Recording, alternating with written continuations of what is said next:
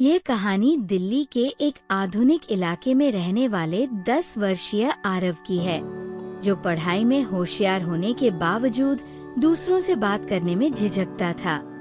संवाद की कमी के कारण न सिर्फ उसकी दोस्ती दूर हो रही थी, बल्कि उसका आत्मविश्वास भी कमजोर पड़ता जा रहा था।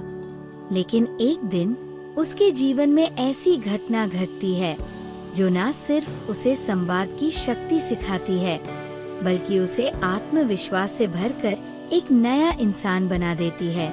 आइए इस प्रेरणादायक कहानी के माध्यम से जानते हैं कि कैसे आरव ने अपने डर को हराया और संवाद की कला को अपनाकर जीवन में नई ऊंचाइयों को छुआ।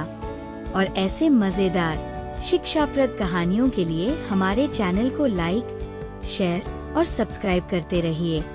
दिल्ली के एक व्यस्त और आधुनिक इलाके में रहने वाला 10 वर्षीय आरव अपने माता पिता और बड़ी बहन के साथ रहता था।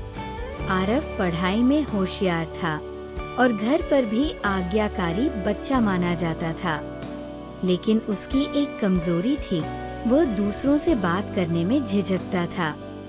चाहे स्कूल के सहपाठी हों या अपार्टमेंट के बच्चे, आरव उनसे ज्यादा घुलता मिलता नहीं था।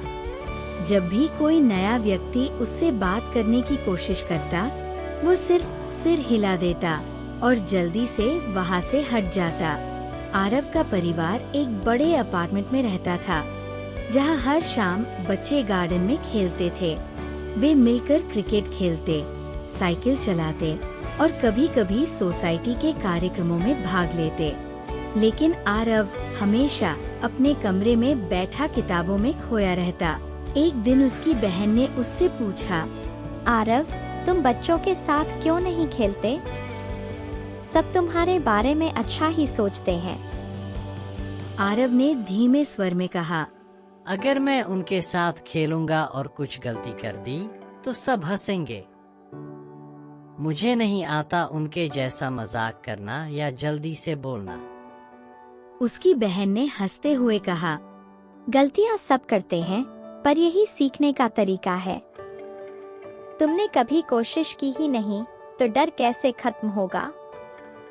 आरव का स्कूल दिल्ली के एक नामी विद्यालय में था, जहां पढ़ाई के साथ साथ कई गतिविधियों पर भी जोर दिया जाता था। एक दिन उनकी कक्षा में शिक्षक ने घोषणा की, इस बार वार्षिक उत्सव में एक विशेष नाटक प्रतियोगिता होगी। हर कक्षा को इसमें भाग लेना होगा। यह प्रतियोगिता आपके आत्मविश्वास और संगठन कार्य को बढ़ाने का मौका है। आरव को भी कक्षा के नाटक दल में शामिल किया गया। नाटक का विषय था हमारी आवाज, हमारी ताकत। इसे तैयार करने के लिए सभी छात्रों को संगठन में काम करना था, संवाद याद करने थे और मंच पर प्रस्तुति देनी थी। जब आरव को एक संवाद दिया गया, तो वह डर के मारे पसीने पसीने हो गया। उसने शिक्षक से कहा, सर, मैं यह नहीं कर पाऊंगा। मुझसे संवाद बोलने में गलती हो जाएगी। शिक्षक ने मुस्कुराते हुए कहा, आरव, अगर तुमने कोशिश नहीं की, तो तुम कैसे जानोगे कि तुम कर सकते हो या नहीं? याद रखो, बात करना केवल शब्दों का खेल नहीं है, यह दूसरों से जुड़ने की कला है। शिक्षक की बातों ने आरव के दिल और दिमाग में एक हलचल सी मचा दी। वह सोचने लगा, क्या मैं वाकई इतना कमजोर हूँ जितना मैं समझता हूँ? अगले दिन उसने हिम्मत जुटाकर अपने दोस्त रोहन से मदद मांगी। रोहन ने मुस्कुराते हुए कहा, अरे आरव, नाटक तो जिंदगी की तरह है। यहाँ केवल संवाद याद करना ही नहीं, बल्कि उन्हें जीना पड़ता है। भावनाओं के बिना शब्द बेजान होते हैं। चलो, आज से हम साथ में अभ्यास करेंगे। आरव ने डर को पीछे छोड़ने के लिए छोटे छोटे कदम उठाने शुरू कर दिए। सबसे पहले उसने अपने परिवार के सामने संवाद बोलने की हिम्मत की। जब उसने पहली बार संवाद बोला, तो उसकी आवाज कांप रही थी। तान्या, उसकी बहन, ताली बजाते हुए बोली, शानदार शुरुआत आरव। गिरते गिरते ही उड़ना सीखा जाता है। बस कोशिश करते जाओ। उसके पिता ने कहा, बेटा, डर कोई राक्षस नहीं जिसे हराना असंभव हो। यह तुम्हारे अंदर है और तुम खुद इसे खत्म कर सकते हो। आरव ने रोजाना परिवार के सामने संवादों की अभ्यास शुरू की। तान्या ने उसे अभिनय के छोटे छोटे उदाहरण दिए, आवाज का उतार चढ़ाव, हाव भाव और भावनाओं की गहराई पर ध्यान देने के लिए।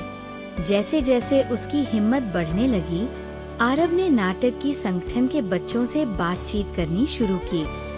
पहली बार उसने एक सम्मेलन में कहा, अगर हम संवादों के साथ थोड़ी भावना और एक दूसरे की मदद जोड़े तो यह नाटक और बेहतर हो सकता है। संगठन के बच्चों ने चौंकते हुए आरव को देखा। उन्होंने महसूस किया कि ये वही शांत बच्चा है जो अब संगठन को बेहतरीन सुझाव दे रहा है। धीरे धीरे आरव संगठन का भरोसेमंद साथी बन गया। वह न केवल संवाद बोलने में बेहतर हो रहा था, बल्कि अन्य बच्चों को भी प्रोत्साहित करने लगा। हर दिन की मेहनत ने आरव के अंदर छुपी ताकत को बाहर निकाल दिया। अब वो सिर्फ बोल नहीं रहा था, वो संवादों में जान डाल रहा था। उसने सीखा कि जब छोटे प्रयासों को लगन से किया जाए तो सबसे बड़ी बाधाएं भी आसान हो जाती है। प्रतियोगिता का दिन आ गया।